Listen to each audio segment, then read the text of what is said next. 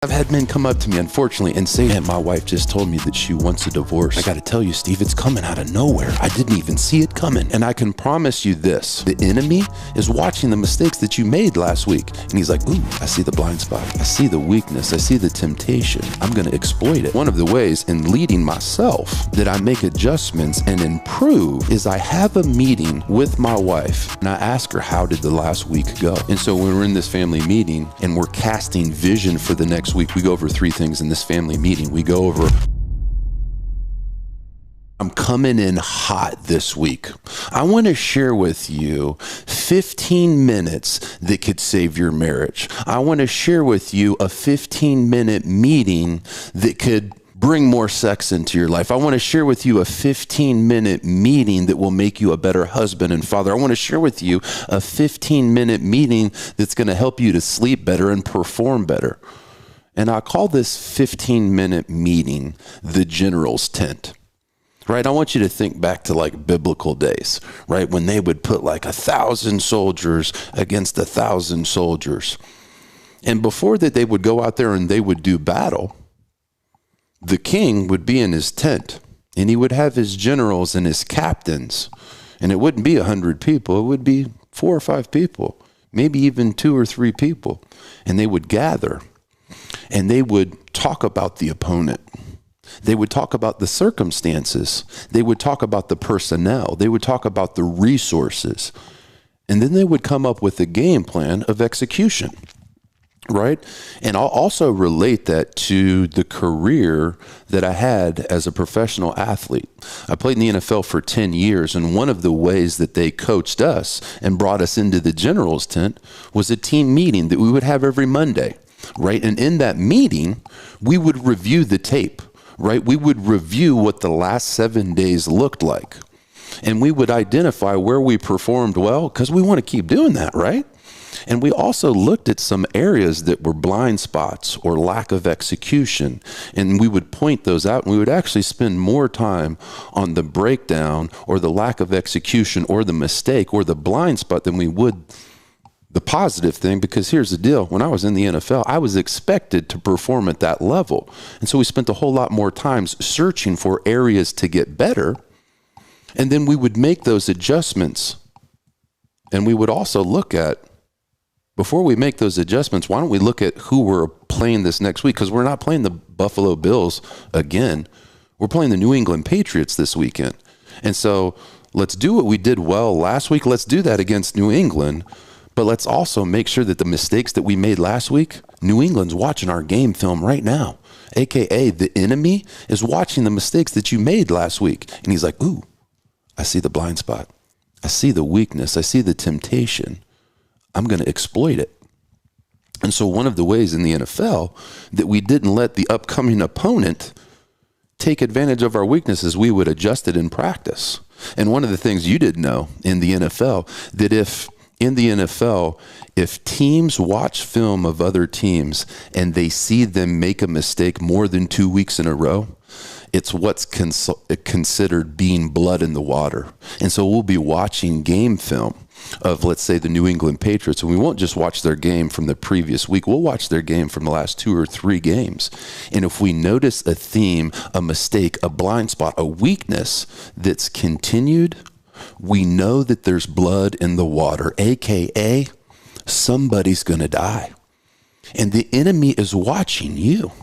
The enemy is watching where you continue to make the same mistakes. Because here's the deal. A mistake's a mistake if you make it one time. But if you know that you're making a mistake, it's not a mistake anymore. It's a decision. And so one of the ways in leading myself that I make adjustments and improve is I have a meeting with my wife, and I call it the general's tent. And I bring my wife into a meeting, and I make sure that my kids aren't around, and I make sure that I have a notepad. And I ask her, how did the last week go? And I'm not just asking her, how was my performance?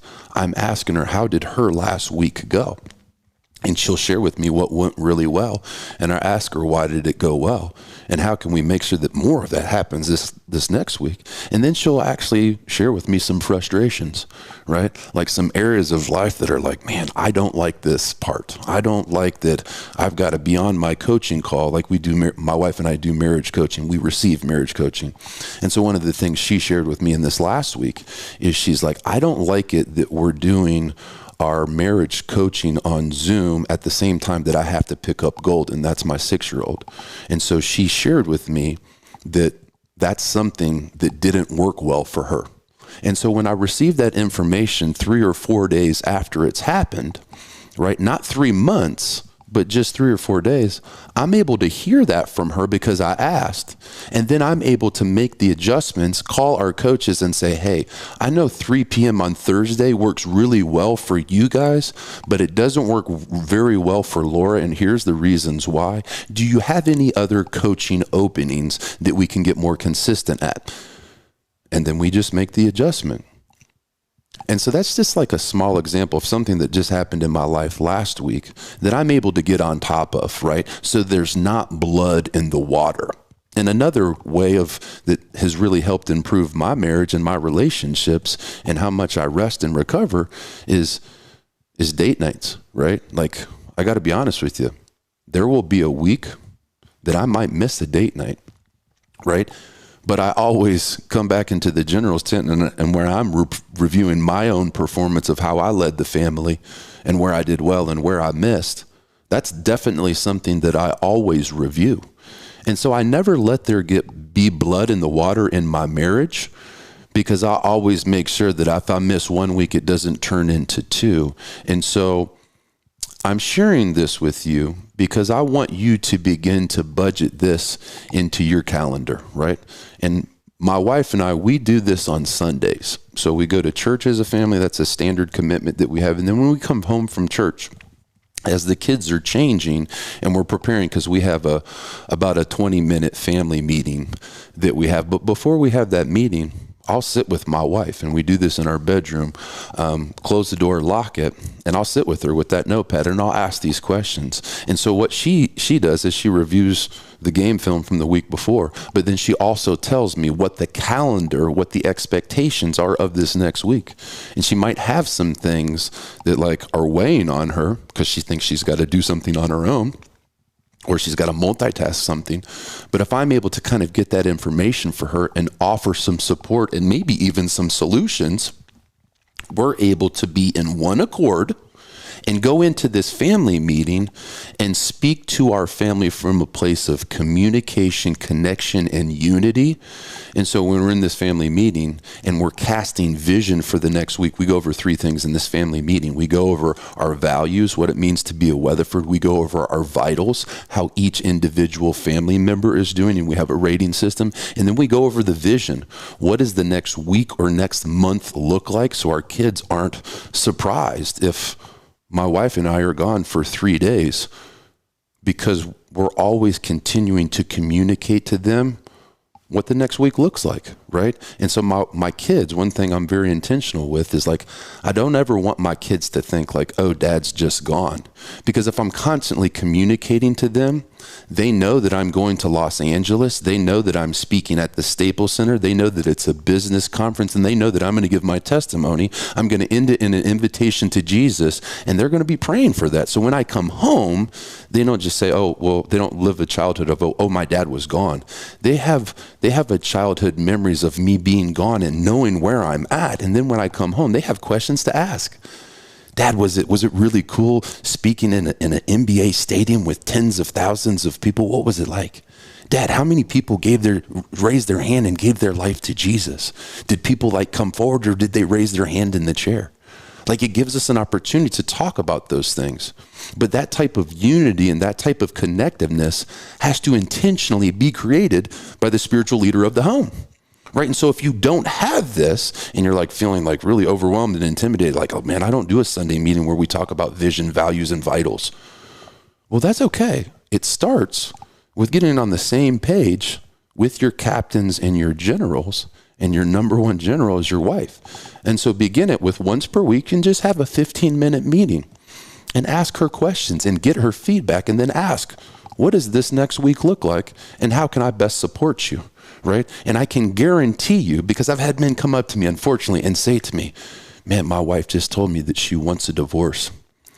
And man, I got to tell you, Steve, it's coming out of nowhere. I didn't even see it coming.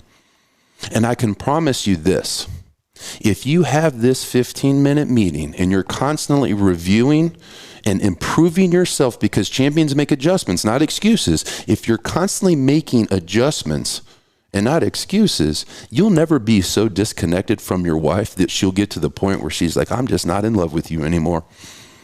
Because you're going to get constant feedback to make sure that it never gets to that point. And also I made the remark like, well, this 15-minute meeting will help you to have more sex. And let me tell you how, right? The women's number one need is safety and security. The man's number one need is respect. And men, understand our wives need more than financial security. They need physical security, financial security, and emotional security. And that's one of the areas that I failed. Physically and financially, I made it rain, and I'm a big guy, right? But there's a difference between physical security and emotional security. I used to manipulate and tell lies to my wife, right? I was not a great man 6 years ago. I was insecure and I was hiding from who God wanted me to be. But after I had that radical interruption with God and I began to get mentored and coached by men that had the fruit in their life and their marriage and their business that I wanted, and I followed that game plan, no questions asked, I began to produce that fruit, and my wife began to respect me. And as my wife began to respect me, I started to learn some of these tips, tools, and strategies that helped create legacy families. And one of the first places my mentor started, he said, once you begin to lead yourself well, this is how you lead your family well. And the first place is have a 15-minute meeting one time per week. Steve, I know that you can handle that. And I said, Roger that. That's one of the first things that I put on the calendar. And I put it right after church. So I knew that that's going to be the time when I'm probably in my best space after church and worship, and my wife is in her best space. So let me sit down with her, non-emotionally, and say, how did this last week go? And go through that process and then make those adjustments. So these are just a couple of the different philosophies, strategies, and standards that we teach and we instruct inside of our coaching programs, either group coaching or specifically inside of one of the 12-week programs that's called the Kingdom Man Accelerator. We typically get together at about 6 a.m. and we do this one time per week. And week over week, we help men to get really clear on their mission, their vision, and their values, their roles, and their standards. And then ultimately, we help them to get clear on their 4 callings that God has for every man. Something I'm incredibly passionate about. It's actually the reason that I walked away from a big career in the fitness industry and the supplement industry, because I knew that God was calling me and giving me a role and an assignment to be a radical interruption in men's lives so they could get out of their flesh, into their commitments, begin to lead themselves well in a followable, respectful way, and that will change and restore their marriages, change and restore their families, change and restore their businesses, and ultimately God will get all the glory. I pray that this podcast episode really blessed you. Maybe go back and listen to it another time. And if you're interested in diving a little bit deeper and saying, hey, Steve, this like really speaks to me, I want to know more. I want to learn more. Maybe I even be interested in coming to a launching pad, a 1.5 day, really intense experience that I host at my house. And we're actually doing another live event, depending on when you listen to this, up in Minnesota on June 21st. And we've got a few spots left open for that. So I don't know where you're going to fit into the puzzle, or maybe you just want to continue to listen to a podcast that comes out every week and take those resources and apply them, execute them, and grow from them. I don't know where you fit in, but I want to serve you. And if it's at a live event, get a hold of me. You can slide up in my DM on Instagram. We'll put the link in the show notes. Or maybe it's online through some discipleship in the Kingdom Man Accelerator, or maybe the Freedom Council. Go over to Instagram, take a look at what we got going on, slide in my DMs, and I'll talk to you soon.